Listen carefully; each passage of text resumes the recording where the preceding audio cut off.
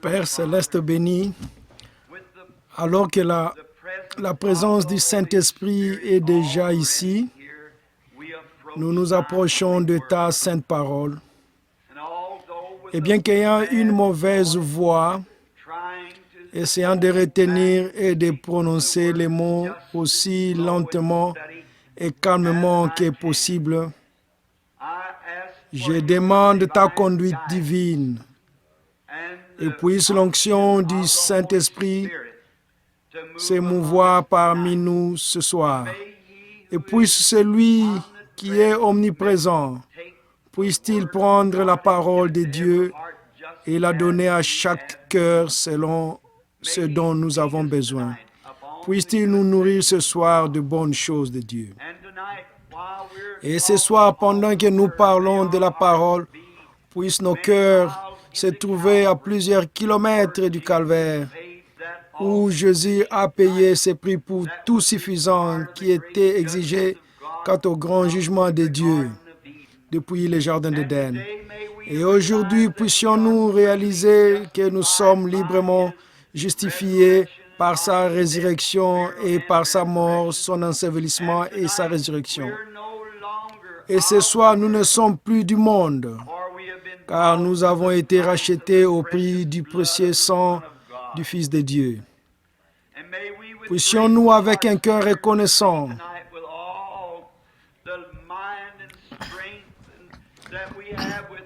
avec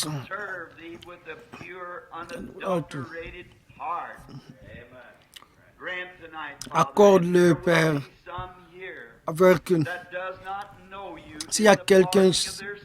s'il y a ici quelqu'un qui ne connaît pas le pardon de leurs péchés, qu'ils viennent humblement cette nuit à la croix et qu'ils confessent leurs péchés au Dieu qui est juste, pour qu'il leur pardonne, et que cette nuit soit une grande nuit pour nous tous. Nous le demandons au nom de ton Fils, le Seigneur Jésus. Amen.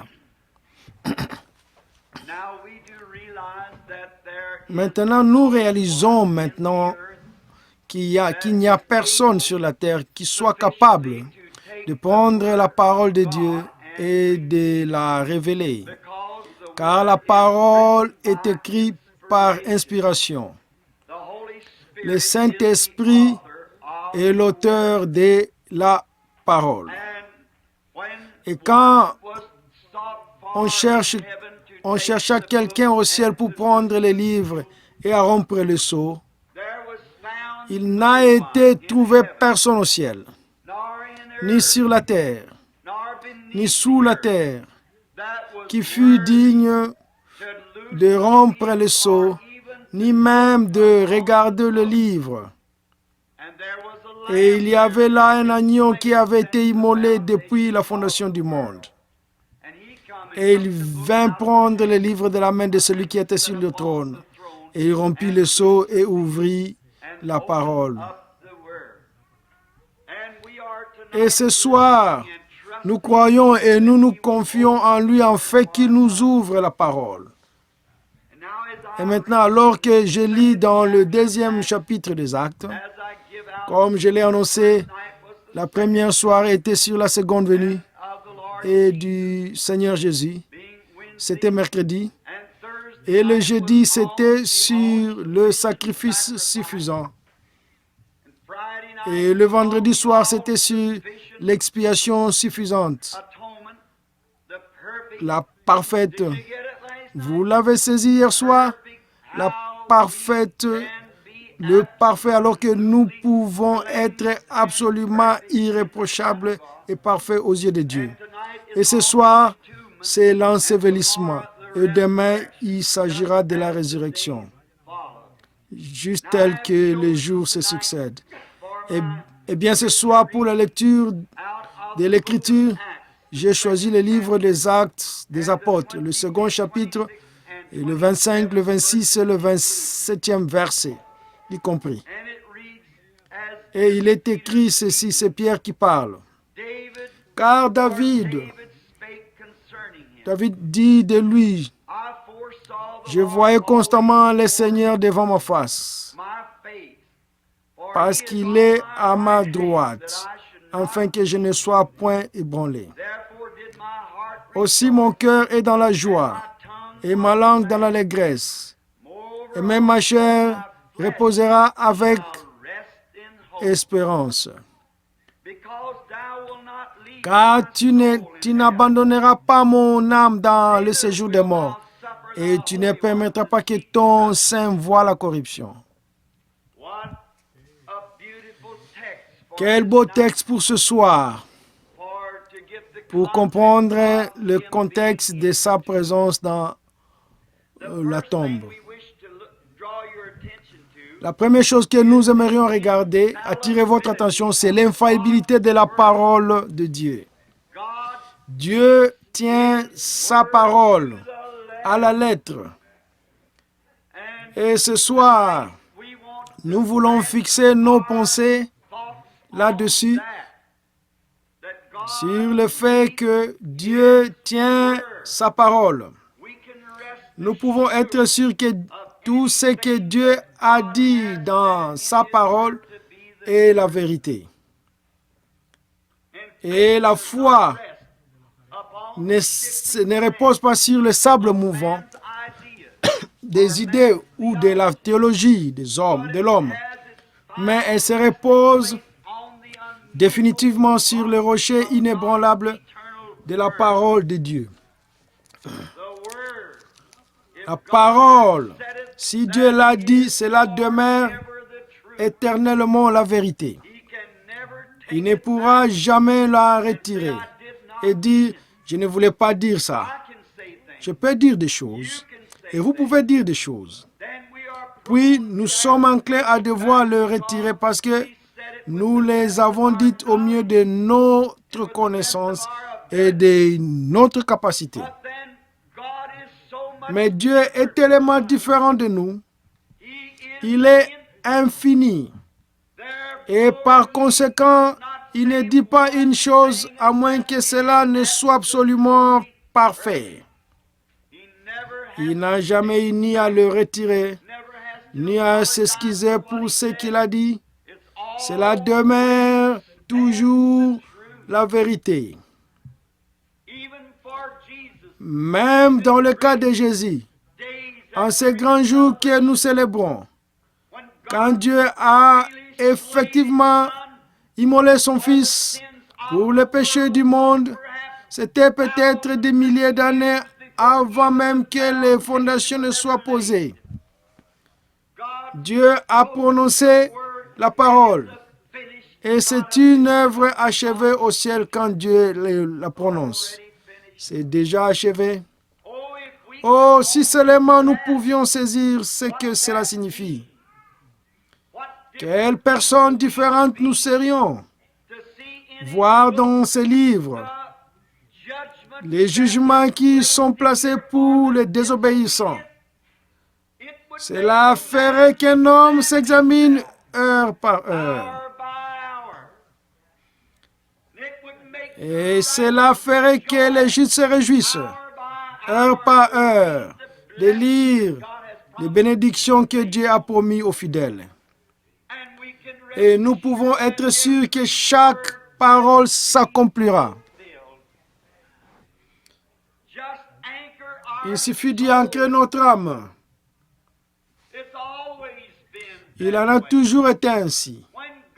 Quand Dieu parla à Noé, il y a bien longtemps, dans le monde antédiluvien, peut-être avant qu'une Bible ne soit écrite, ou que cette Bible, de toute façon, ne soit écrite, Dieu a dit à Noé qu'une tempête arrivait et que les eaux allaient couvrir la terre. Et sans la moindre preuve que cela se produirait, tout était contraire. Noé a agi avec crainte et a construit l'arche, l'a préparée. C'était pour sauver sa famille et lui-même. Dieu ne l'a jamais laissé tomber parce que c'était sa parole. Cela devait arriver puisque Dieu avait dit que cela arriverait. Maintenant, Quand Job, le plus ancien livre de la Bible, qui peut-être a été écrit avant que la Genèse ne soit écrite, et cela a été inclus dans la Bible. Et Moïse a écrit la Genèse. Job, dans son livre, s'est appuyé solennellement sur la promesse que Dieu lui avait faite. Et il s'est tenu près de son holocauste, sans crainte dans son cœur, sachant que ce que Dieu avait dit, Dieu était capable de l'accomplir. Et quand tout semblait aller à l'opposé, Job est resté ferme parce que la promesse de Dieu était ferme. Dieu avait fait la promesse à Job et Job s'est reposé sur cette promesse-là. Oh, si jamais l'Église pouvait arriver à cette place où elle pourrait se reposer solennellement sur la parole éternelle de Dieu comme étant la vérité. Quelle différence, quelle correction, quel nettoyage, quelle joie, quelle puissance il y aurait quand les hommes et les femmes prendraient Dieu à sa juste valeur, que ce qu'il a dit est la vérité. Quelles que soient les circonstances, cela n'a rien à voir. Dieu l'a dit et c'est réglé. Et Job, lorsqu'il était dans la période la plus rude de toute son expérience, lorsqu'il avait été trouvé en présence de Dieu comme étant un homme juste, même Dieu a dit qu'il était parfait. Il n'y avait personne comme lui sur la terre. Et Satan a eu le privilège de le tenter en disant, je l'amènerai à te maudire en face. Et il avait presque pris la vie de Job et il l'aurait fait. Mais Dieu avait tracé une limite et a dit, tu peux lui faire n'importe quoi, mais n'ôte pas sa vie. Alors que Job s'est tenu au moment le plus tentant de ce moment crucial, il a dit, je sais que mon Rédempteur est vivant et qu'au dernier jour, il se tiendra sur la terre, bien que les vers de la peau détruisent ce corps, mais dans ma chair, je verrai Dieu. Aussi sombre et aussi réel que cela puisse paraître, il y avait quelque chose sur quoi Job ancrait son âme. La promesse éternelle de Dieu. Oh, si seulement on pouvait faire ça. Remarquez, il s'est reposé sur la promesse. Je sais que mon Rédempteur est vivant. Et je veux que vous remarquiez pour les prochaines paroles que je souhaite dire, Job a indiqué le lieu où il allait être enseveli. Et quand Job est mort, il a été enseveli ainsi. Il y avait un autre homme du nom d'Abraham qui prit Dieu à sa parole. Et il a cru en Dieu.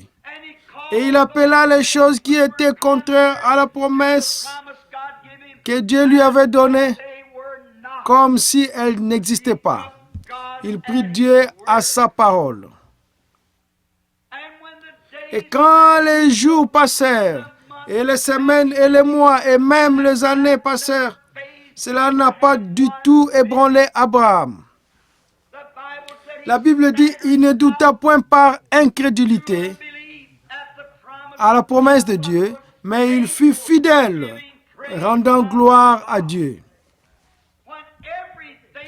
Alors que tout semblait chaque jour devenir de plus en plus difficile, chaque jour. Mais au lieu de s'affaiblir de plus en plus, Job devenait plus fort chaque jour. Oh, quelle assurance bénie nous avons. La difficulté semble s'élever pour rendre impossible la chose que Dieu a promis. Au lieu de nous effrayer et de retourner dans le monde, nous devrions nous tenir fermes plus que jamais sur les ainsi dit le Seigneur. Ça devrait régler la question quand Dieu dit quelque chose. Et Abraham appela ces choses qui étaient comme si elles n'étaient pas, parce que elles étaient contraires à la parole. Lorsque Abraham perdit sa chère épouse Sarah, après avoir vécu ensemble pendant de nombreuses années, il acheta une portion de terre près du lieu où Job était enterré et il enterra Sarah. Je me demande pourquoi.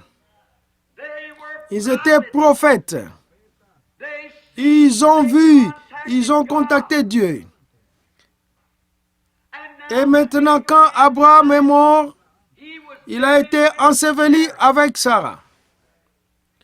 Or, il ne voulait pas que ces gens lui donnent cette portion de terre. Il l'a acheté devant des témoins. Quel beau type du baptême. Il l'a acheté devant des témoins pour que cela soit reconnu comme étant sa possession. Oh, c'est ainsi qu'un vrai croyant doit venir. Ne pas se glisser dans un coin, mais se tenir devant les témoins. Je suis un témoin du Seigneur Jésus et du Saint-Esprit.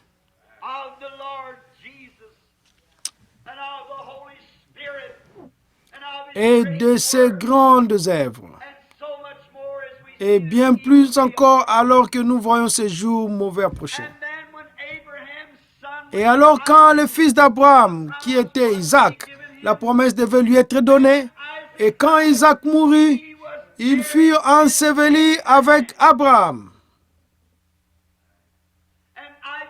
Et Isaac engendra Jacob, et quand Jacob mourut, très loin en Égypte, mais remarquez, avant de mourir, il dit à son fils prophète Joseph, « Viens ici, mon fils, et mets ta main sur mon hanche extropiée. » Car souvenez-vous, il était extropié, c'est parce que l'ange du Seigneur lui avait touché la hanche. Et il boitait depuis ce jour-là. Il a dit, pose ta main sur ma hanche et jure-moi par le Dieu de nos pères que tu ne m'enseveliras pas ici en Égypte. Pourquoi? Oh, ils avaient la parole, ils avaient la révélation. Et puis-je m'arrêter ici pour dire que l'Église du Dieu vivant est bâtie sur la révélation divine.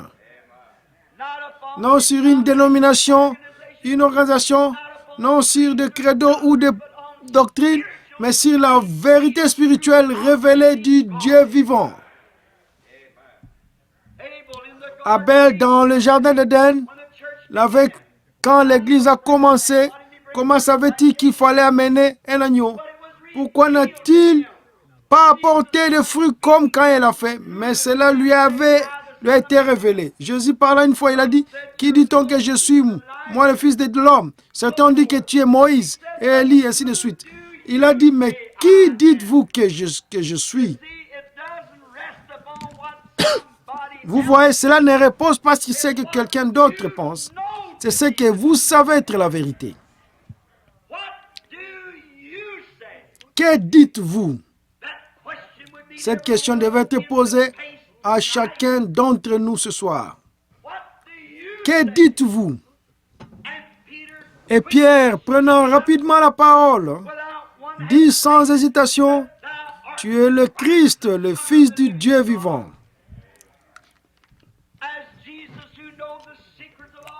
Comme Jésus connaissait les secrets de tous les cœurs, car il n'était rien d'autre que Jéhovah manifesté dans la chair. Et il a dit, tu es béni Simon, fils de Jonas,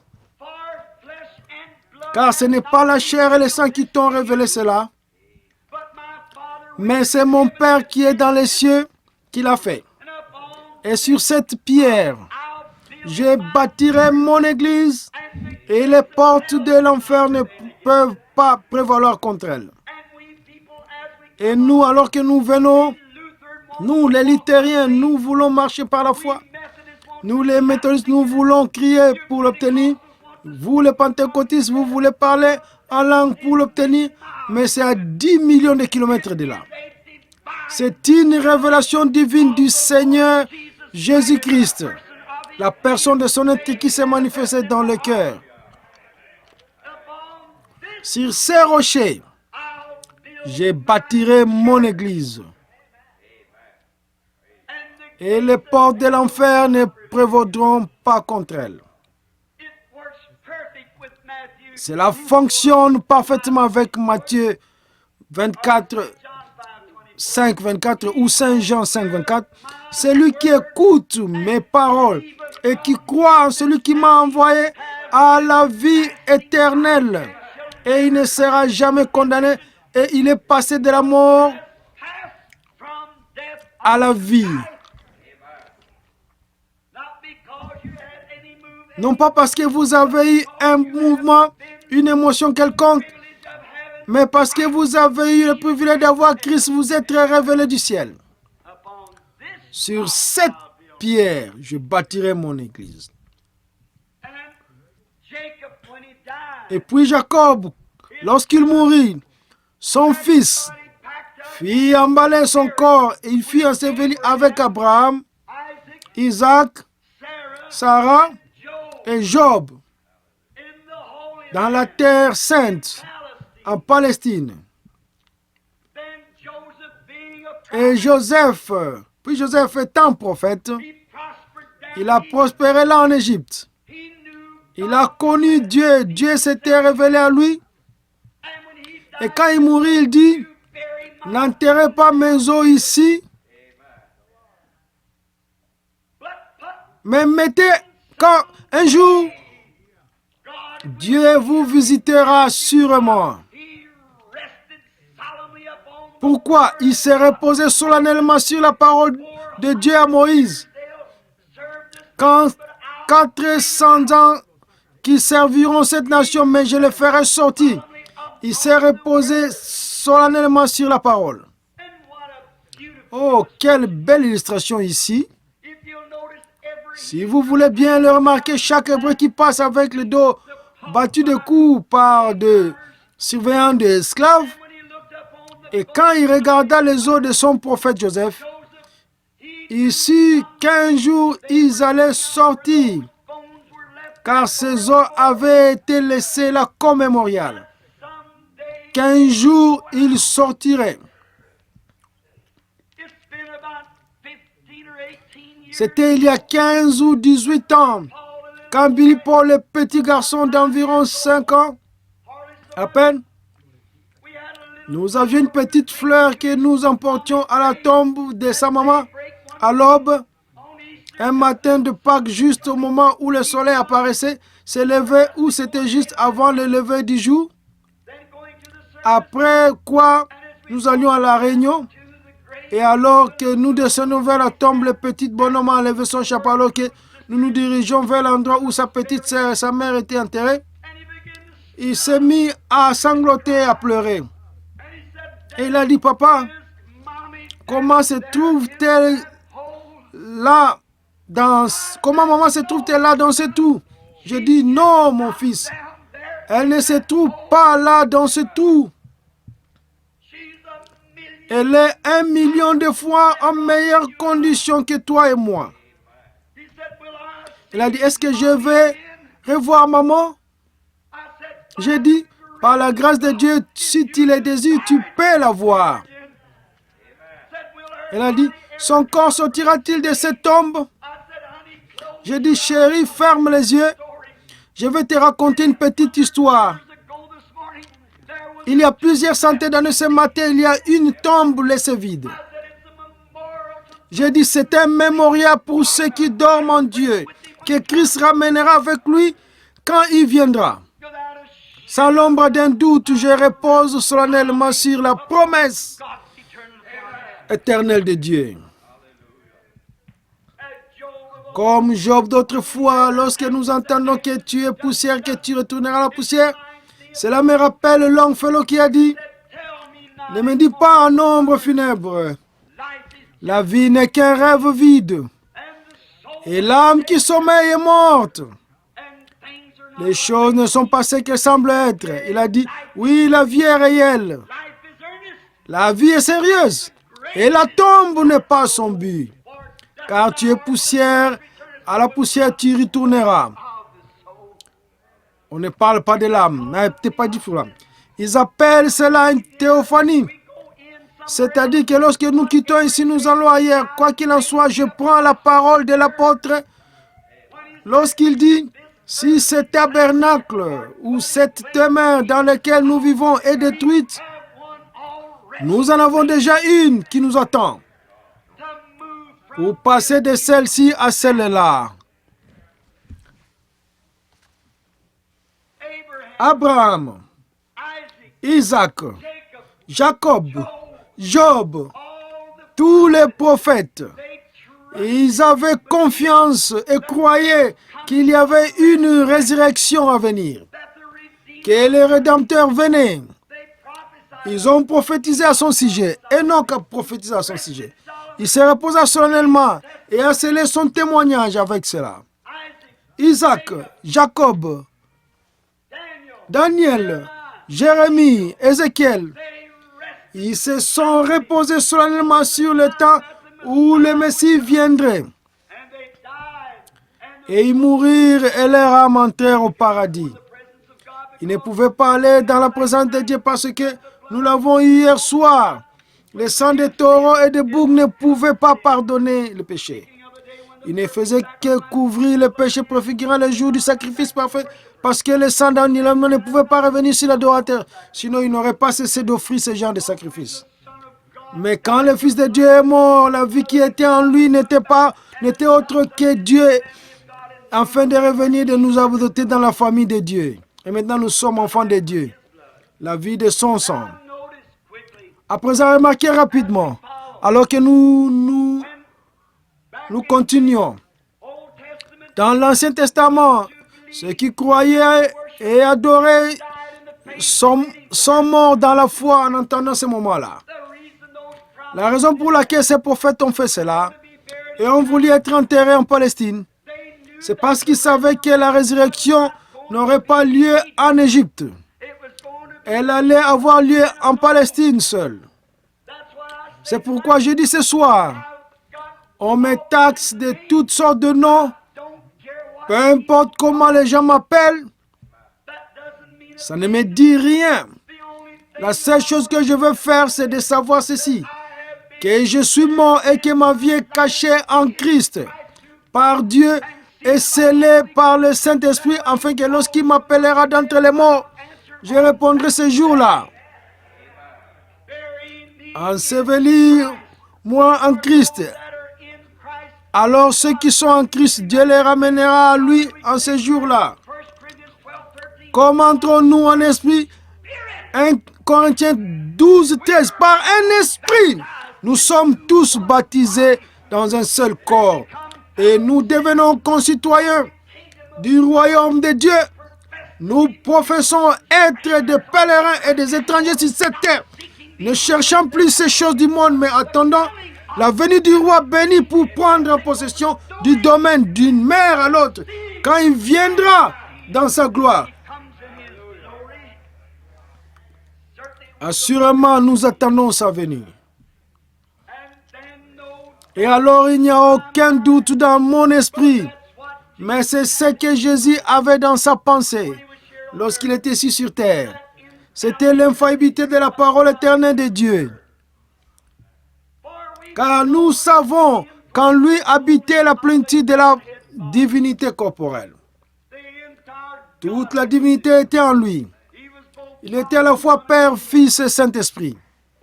Mais il demeurait dans un corps de chair. la théophanie de Dieu, la grande image de Dieu à laquelle il a créé l'homme, puis l'a placé sur la terre. Il avait un corps. Dieu n'est pas dépourvu d'un corps. Dieu a un corps et ça a l'apparence humaine. Moïse l'a vu, d'autres l'ont vu et ça a l'apparence humaine. Et ce n'est qu'une image, ceci, de ce que cela est. Et tout ce qui est sur terre, la beauté, la douceur, la beauté de la terre, ce n'est rien. Ce n'est que le reflet de quelque chose de loin meilleur qui nous attend lorsque nous quittons ce monde. Car tout ce qui est sur la terre n'est qu'un reflet de ce qui est au ciel. Tout ce qui est bon, tout ce qui est juste, tout ce qui est beau, les arbres, les oiseaux, tout n'est qu'un reflet de ce qui est dans le ciel. Notre vie n'est qu'un reflet. Ce n'est qu'une ombre et pas la vraie chose. C'est le côté négatif. Il faut la mort pour développer la photo, pour nous ramener à la théophanie d'où nous venons ensuite. Lors de la résurrection, nous serons à sa ressemblance. Un corps ressuscité. Combien c'est merveilleux, non seulement merveilleux, mais c'est l'authentique et solennelle vérité de la parole éternelle de Dieu, à savoir que nous serons à sa ressemblance. Remarquez, maintenant Jésus investi de tout le pouvoir de Dieu, mais lorsqu'il a rencontré Satan, il n'a utilisé aucun de ses pouvoirs. Il s'est seulement référé à la parole. Il l'a fait. Il a dit, il est écrit, l'homme ne vivra pas de pain seulement, mais de toute parole qui sort de la bouche de Dieu. Alors comment pouvez-vous dire que vous pouvez rester à la maison et être aussi bon chrétien que vous le seriez à l'église? Vous ne pouvez pas le faire. Lisez la parole. Le Saint-Esprit se nourrit de la parole. La Bible est le régime spirituel de Dieu pour son église. Et le Saint-Esprit est celui qui vous l'apporte et la place dans votre cœur. Et avec action de grâce, vous l'arrosez. Et chaque promesse divine produira exactement ce que Dieu a dit qu'elle ferait. Il le faut, c'est sa parole et c'est la vie. Maintenant, j'avais oublié que j'étais censé avoir juste une demi-heure. Il me faut tellement de temps pour arriver à ce que je veux dire.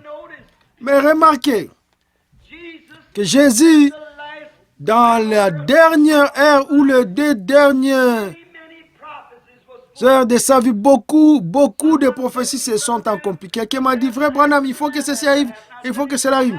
J'ai dit, ça pourrait arriver dans 1 heure. Si vous levez le psaume chapitre 22, et que vous regardiez ensuite l'heure de sa mort sur la croix, j'oublie maintenant combien de prophéties remarquables se sont accomplies dans les 2 ou 3 dernières heures de sa vie. Certainement, ils ont percé mes pieds, mes mains, mon Dieu, pourquoi m'as-tu abandonné? Ainsi de suite, comme David s'est crié. Et puis une autre chose que je veux que vous remarquiez, la véracité, la partie infaillible de la parole de Dieu. La Bible dit, il garde sous tous ses os. Aucun d'eux n'est brisé. Car dans les types, l'agneau pascal était le type. L'agneau doit être sans défaut. Il ne doit pas avoir d'eau cassée. Et à l'heure où il était mort. Ils sont montés pour casser ses jambes avec un marteau. Et juste avant de regarder ce moment crucial, l'homme avec le marteau, prêt à frapper ses jambes. Mais la parole de Dieu a dit, il n'y aura pas un seul os cassé dans son corps. Comment cela va-t-il se passer? Nous sommes pressés. La parole de Dieu est éternelle. Si la parole de Dieu est aussi parfaite, ceux qui sont en Christ sont tout aussi sûrs de ressusciter alors qu'il y a une résurrection. Dieu est tout aussi tenu à sa parole pour vous guérir et qu'il est pour vous sauver. Car c'est la parole qu'il a promis. C'est la parole de Dieu. Et nous n'avons pas le droit d'en retrancher. Mais dites simplement, c'est la vérité. Croyez-la. Quoi qu'il arrive, croyez-la de toute façon. C'est ainsi que les autres ont dû y croire et nous n'en sommes pas exclus. Dieu a donné la Palestine à Israël, mais ils ont dû combattre pour chaque centimètre de terre qu'ils ont reçu. La promesse est la vôtre, mais vous devez combattre pour chaque centimètre que vous réclamez. Le diable y veillera, certainement qu'il le fera. Mais remarquez, quand ils étaient prêts à briser les jambes de notre Seigneur Jésus, si ces marteaux avaient frappé la jambe et l'avaient brisé, Dieu aurait été trouvé menteur. Mais il n'y avait pas assez de démons dans les lieux obscurs de tourment pour laisser ce marteau frapper ses précieux corps. Car David, 800 ans auparavant, avait dit, il n'y aura pas un seul os brisé dans son corps. La parole de Dieu doit demeurer la vérité. Mais alors, qu'ont-ils fait? Ils ont pris une lance et l'ont enfoncée dans son côté. Du sang et de l'eau en sorti pour accomplir ce qu'il a dit. Ils ont percé mes mains et mon côté. La parole s'est accomplie. Et quand il mourut,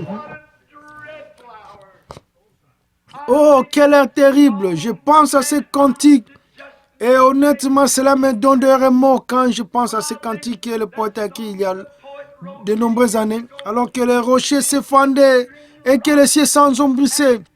Mon sauveur baissa la tête et mourut.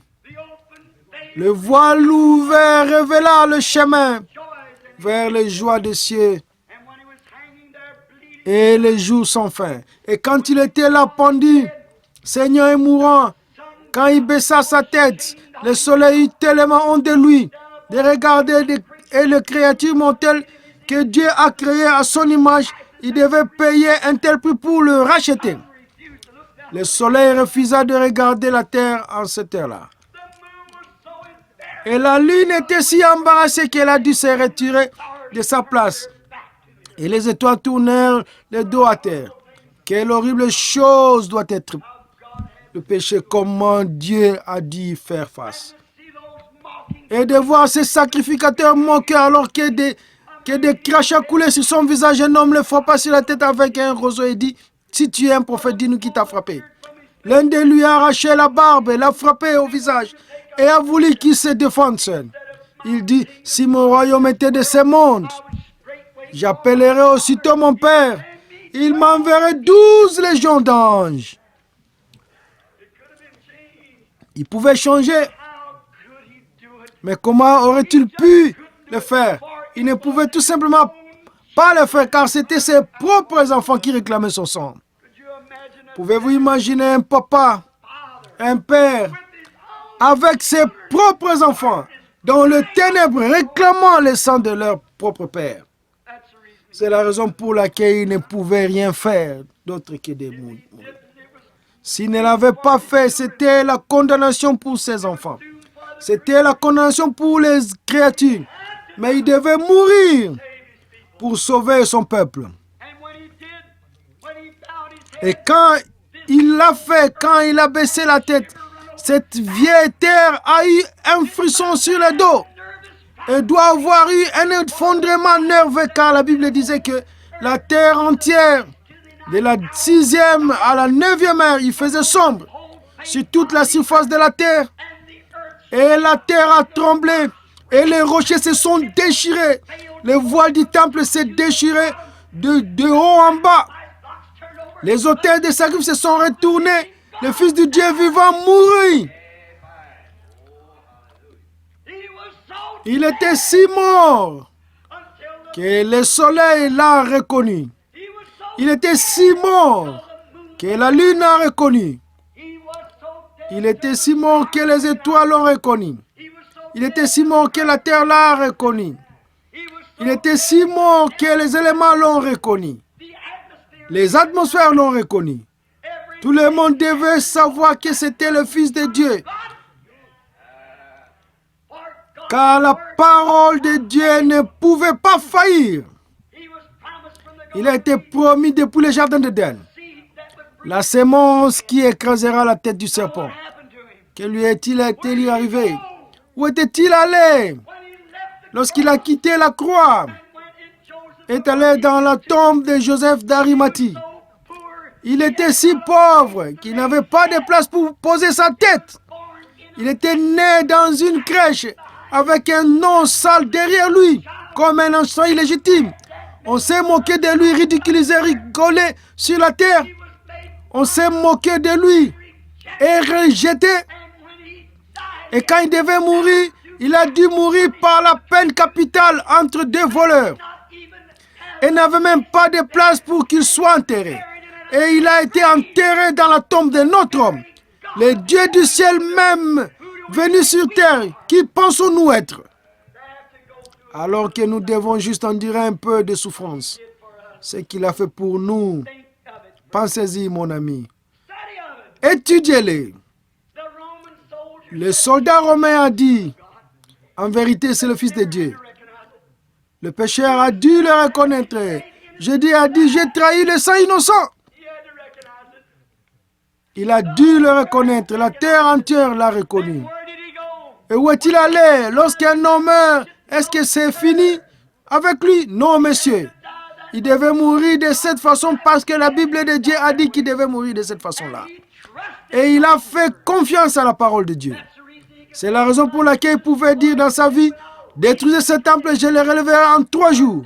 Car David a dit à un endroit seulement dans la Bible, sous l'inspiration, lorsque David, l'homme de Dieu, le prophète qui a été loin de la parole, a dit, je ne permettrai pas à mon sein de voir la corruption. Et ni je ne laisserai pas son âme en enfer. Jésus a dit, détruisez ce quoi, je le résisterai en 3 jours. Il savait que la parole de Dieu ne pouvait pas faillir. Oh là là! S'il pouvait se reposer solennellement sur cela, en croyant que la parole de Dieu ne pouvait pas faillir, à combien plus forte raison pouvons-nous nous reposer aussi solennellement sur le fait que nous sommes dans le nés de nouveau par le Saint-Esprit, que cela témoigne dans notre cœur en ce moment que nous savons que notre Rédempteur vit et reviendra un jour. Soyez assurés que ceux qui sont en Christ, Dieu les amènera avec lui. Remarquez maintenant, le voilà, il savait que par une seule cellule de ce corps ne serait corrompu. Après 72 heures, la corruption s'installe. C'est la raison pour laquelle il n'est jamais resté les 3 jours. Il est mort le vendredi après-midi. Il est ressuscité le dimanche matin. Mais c'est dans ces 3 jours, il devait ressusciter parce qu'il avait confiance à la parole de Dieu. Le voici, où est-il parti quand il est parti? La Bible dit, il est monté. Il est allé prêcher aux âmes qui étaient en prison, qui ne se sont pas repentis pendant la patience au jour de Noé. Son âme, son esprit, sa théophanie de son propre être est descendue. Suivons-le. Voulez-vous ce soir le suivre quelques minutes? Voyons où il est allé. Juste au-dessous des régions des êtres mortels se trouve le domaine de la puissance du démon. En dessous de cela, juste au-dessus de cela, se trouvent les âmes des injustes. En dessous de cela se trouve le domaine même de Satan, l'enfer. Puis, juste au-dessus de nous, se trouve le Saint-Esprit. Puis, sous l'autel se trouvent les âmes des hommes justes. Le suivant, c'est Dieu lui-même. L'un va vers le bas, l'un va vers le haut. Les 2 esprits sont ici sur terre, influençant les gens de cette terre. Et quand Jésus est mort, il monte, il descend là-bas.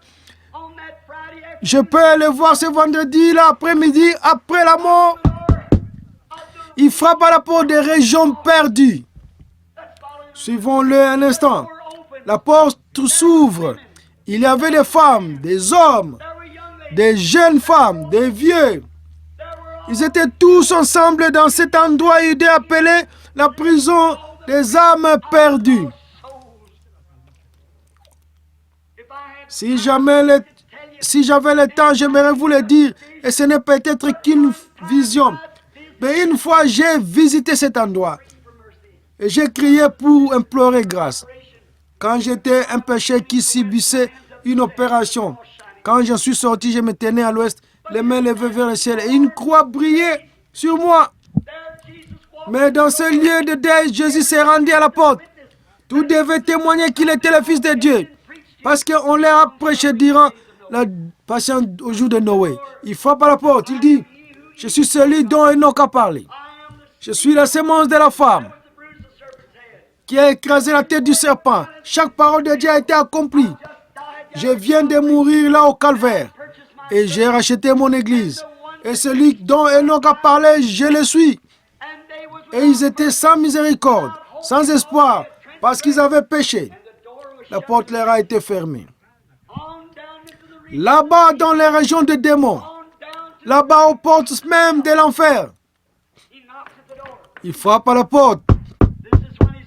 Ceci se passe alors qu'il était dans la tombe, son corps y est. Entendant la résurrection, il a visité les endroits où va le juste et l'injuste.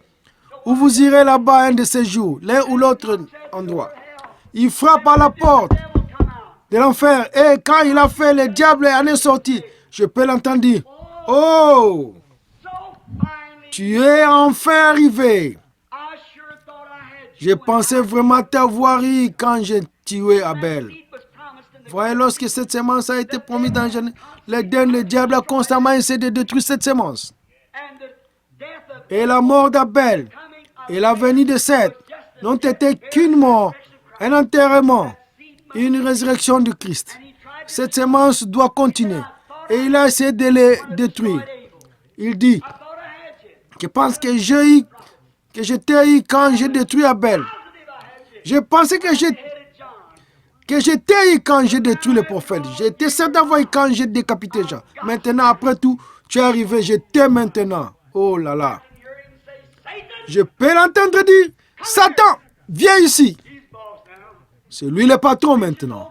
Il s'approche, saisit la clé de la mort et de l'enfer de son côté. L'accroche à son propre côté. Je vais te donner un avertissement. Tu as été un bluff assez longtemps. Je suis le Fils du Dieu vivant né de la Vierge. Mon sang est encore frais sur la croix. Et la dette est entièrement payée. Tu n'as plus aucun droit. Tu es dépouillé. Donne-moi ces clés. C'est exact. Il se retourne et lui donne un bon coup de pied et claque la porte ensemble et dit, reste là-dedans. Je suis le patron à partir de maintenant. Il n'avait pas les clés du royaume car il les a données à Pierre. Nous en parlerons le matin, durant le baptême d'eau. Mais il avait les clés de la mort et de l'enfer. Il les a prises. Après sa résurrection, il a dit, j'ai les clés de la mort et de l'enfer. Pierre avait les clés du royaume. Satan avait les clés de la mort et de l'enfer. Mais maintenant, Jésus les a et il est le patron. C'est ici qu'il commence. C'est Pâques. Les temps passent vite, mais il y a un autre groupe. Où est Job? Où est Abraham? Où sont-ils?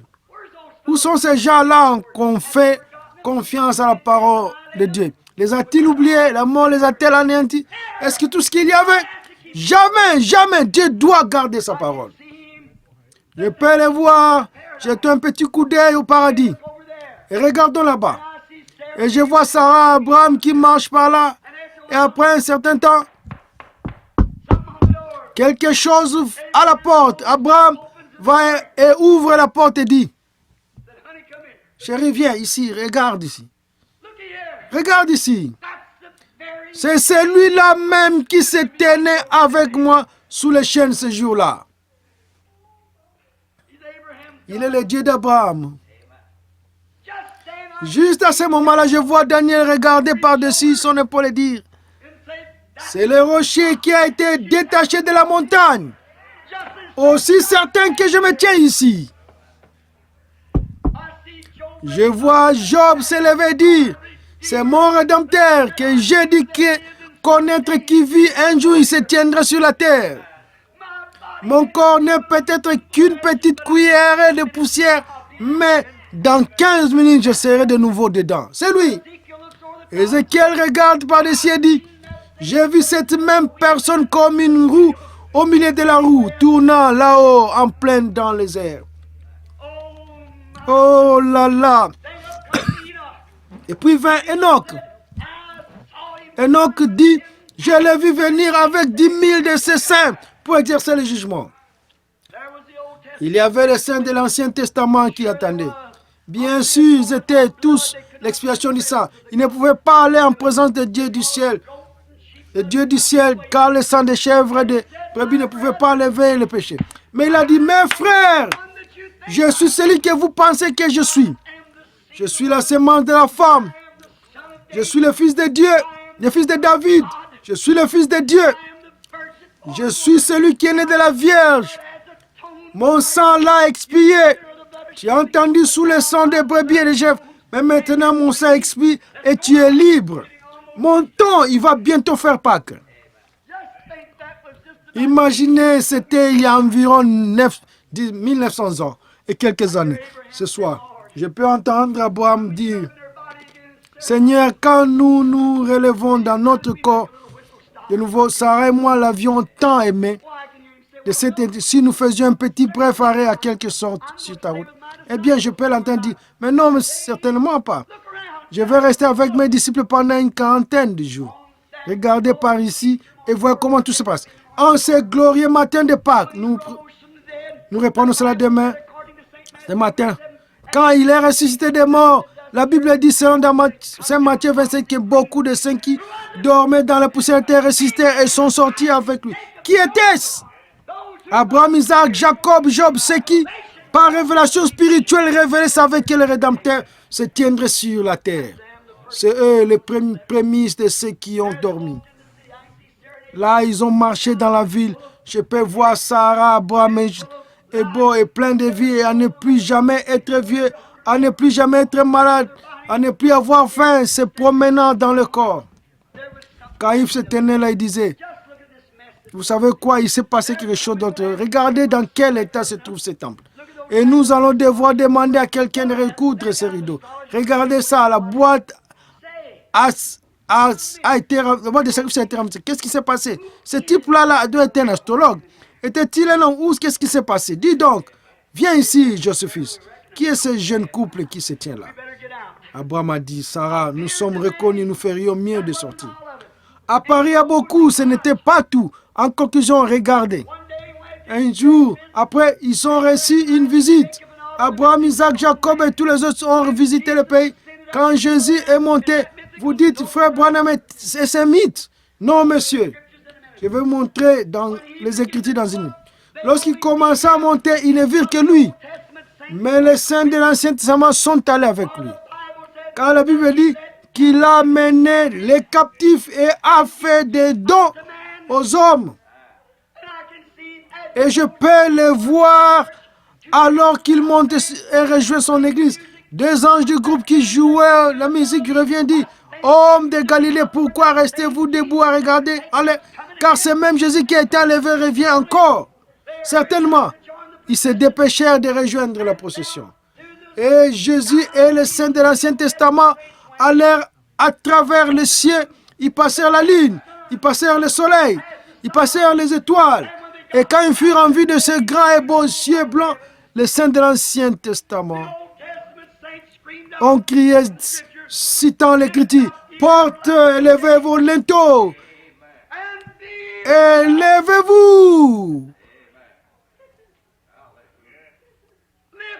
Porte éternelle, que le roi de gloire fasse son entrée.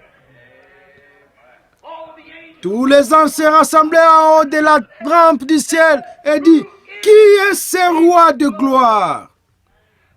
Les saints de l'Ancien Testament ont dit, l'Éternel des armées, puissant dans le combat. Il était un conquérant. L'ange appuya sur le dos, gros bouton, et les portes de perles s'ouvrirent. Et là même dans la vie de Jérusalem, le grand, puissant conquérant menant les saints de l'Ancien Testament. Les orchestres angéliques jouant alors que les gens crient. C'était le puissant conquérant. Il avait les clés de la mort et de l'enfer suspendues à son côté, traversant les palais de gloire jusqu'à ce qu'il arrive au trône.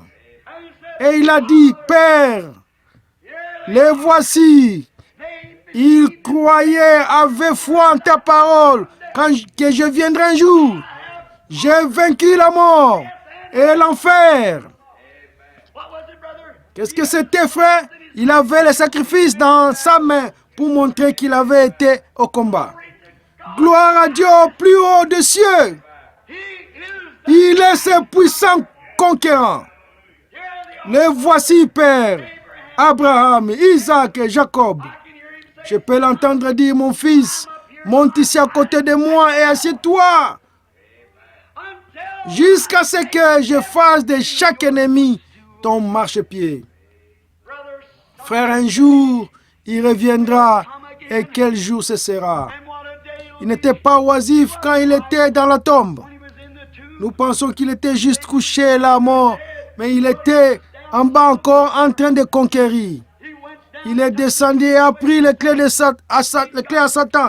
Il a les clés de la mort et de l'enfer. Ce soir, il dit, parce que je vis, tu peux vivre aussi.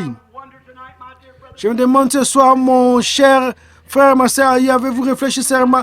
Vous rendez-vous compte que vous ne vivez que parce qu'il vit? Appréciez-vous cela, c'est pour offrir et dire, Dieu, me voici un péché, sois miséricordieux envers moi. Avez-vous déjà accepté ce sacrifice tout à fait suffisant? Lui avez-vous jamais dit que vous l'aimiez? Est-ce que cela vous blesse quand vous faites le mal?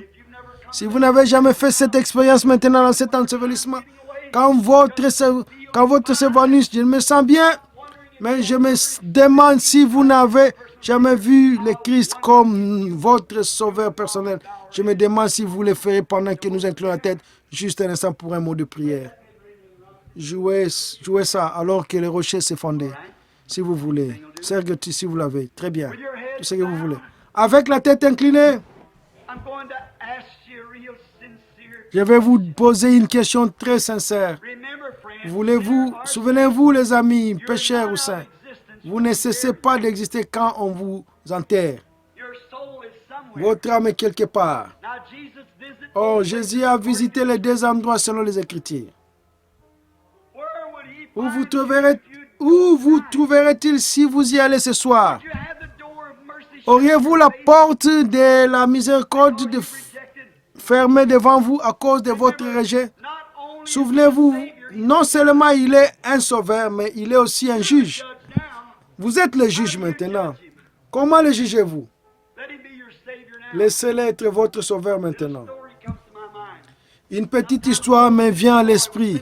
Il y a quelque temps, un petit garçon était assis dans une autre charrette. Un coup de fer a été tiré dans la rue et les chevaux se sont emballés et il s'est dirigé vers une falaise. Et un jeune cowboy a couru et arrêté les chevaux juste avant que les charrettes ne passent par-dessus la falaise parce qu'il y avait un bébé là-dedans. Il a sauvé la vie d'un petit. Bien des années plus tard, debout dans le palais de justice, ce même garçon avait commis un crime, pris la mauvaise route, s'était rendu coupable. Il buvait, jouait à l'Argentine, a tiré un homme et a été trouvé coupable. Reconnu coupable, le juge s'est levé et a dit, je te condamne par pendaison jusqu'à ce que ta vie mortelle soit ôtée. Ce jeune homme a dit, juge.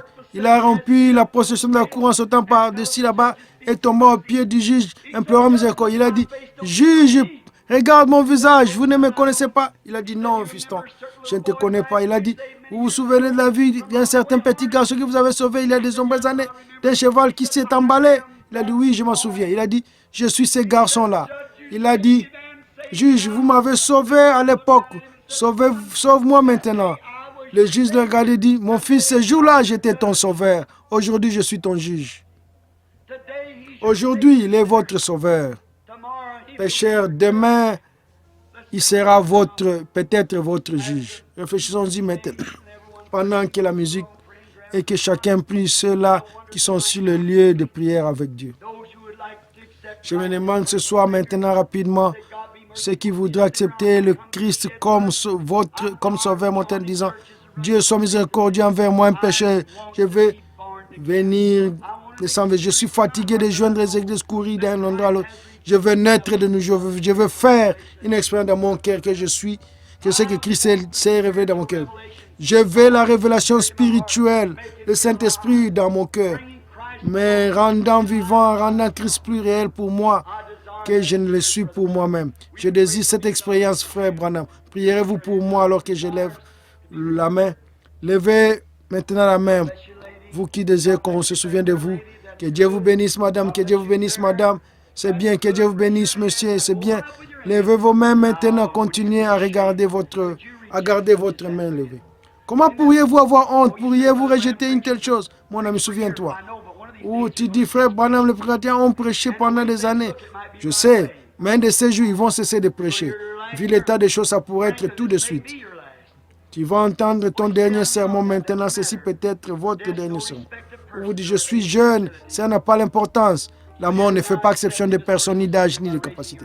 Allez-vous maintenant l'accepter comme votre sauveur personnel en levant la main, en disant, Dieu, sois miséricordieux envers moi. Levez vos mains avec les autres mains et dites, maintenant je vais accepter Christ. Voulez-vous lever la main? Quelqu'un qui a rétrogradé? Dieu, dites, sois miséricordieux envers moi, je veux revenir à Christ cette nuit afin que demain soit une nouvelle résurrection pour moi. Pourriez-vous le faire? Que Dieu vous bénisse, madame. Que Dieu vous bénisse. C'est bien. Je vais accepter le Christ comme mon sauveur personnel. Je l'accepterai ce soir. J'ai erré de nombreuses années loin de Dieu. Maintenant, je rentre à la maison. L'accepterez-vous ce soir afin que ce soit une nouvelle résurrection pour vous et que votre ancienne vie prenne fin? Cette dame s'approche de l'autel pour faire sa confession, pour prendre position. Quelqu'un d'autre veut prendre sa place ici, venir avec elle pour faire leur confession. Voulez-vous lever, venir à l'autel, vous aussi? L'autel est ouvert. Certainement, vous venez tout de suite. Si vous voulez, ici et prier, ce sera. Allez, tu viens. C'est la confession de votre foi sur votre croyance dans le Fils de Dieu. Voulez-vous venir maintenant? Très bien. C'est à vous de décider. Rappelez-vous, c'est de vous qu'il s'agit. Êtes-vous un pécheur? Êtes-vous un rétrograde? Êtes-vous froid et loin de Christ? Veux-tu être ressuscité à nouveau avec lui maintenant, recommencer ta vie? Et vous, mari et femme qui avez été en accord pendant longtemps, vous disputant dans votre maison, qui n'était en désaccord pendant que vous étiez dans votre maison, ne voulez pas venir mettre de l'ordre dans cette histoire avec Dieu entre vous maintenant? Faire en sorte que Pâques soit vraiment une Pâques pour vous, commence un nouveau foyer. Qu'en est-il de vous qui n'avez jamais eu de prière dans votre maison? Vous rentrez juste de l'église et vous essayez de vivre du mieux que vous pouvez, ne réunissant jamais la famille pour prier. C'est pour ça que nous avons de la délinquance juvénile. C'est ce que nous avons. C'est pour cela que, alors que nous avons la tête inclinée maintenant pour la prière, notre Père Céleste béni, ce soir nous t'apportons cette audience dans la plus grande solennité sacrée que nous connaissons. Nous nous approchons humblement de ton trône. Et après le message de ce soir, que dans cet grand ensevelissement, il ne s'est jamais tu. Son âme s'est dirigée tout droit vers les régions et a achevé l'œuvre de Dieu qu'il a été ordonné à faire. Et demain matin, nous trouverons où il est passé par le domaine d'en haut en conquérant tout dans sa résurrection. Mais il est sorti le matin de Pâques pour notre justification. Et nous découvrons qu'il a renvoyé le Saint-Esprit pour condamner les hommes au péché. Et nous prions ce soir, Seigneur, pour que l'on se souvienne de ceux qui ont levé leurs mains devant toi. Que leurs décisions viennent de leur cœur ce soir, qui t'ont reçu, qui te croient, et qu'ils soient scellés par le sceau de la promesse ce soir. Le Saint-Esprit, accorde le Père, car nous les confions en toi avec ce message ce soir. Qu'il bénisse ceux qui l'ont entendu. Ceux, Seigneur, qui l'emporteront avec eux dans leur maison et l'enfonceront au plus profond de leur cœur. Qu'ils viennent dans la parole de Dieu. Accorde le Père, car nous le demandons au nom de Christ. Amen.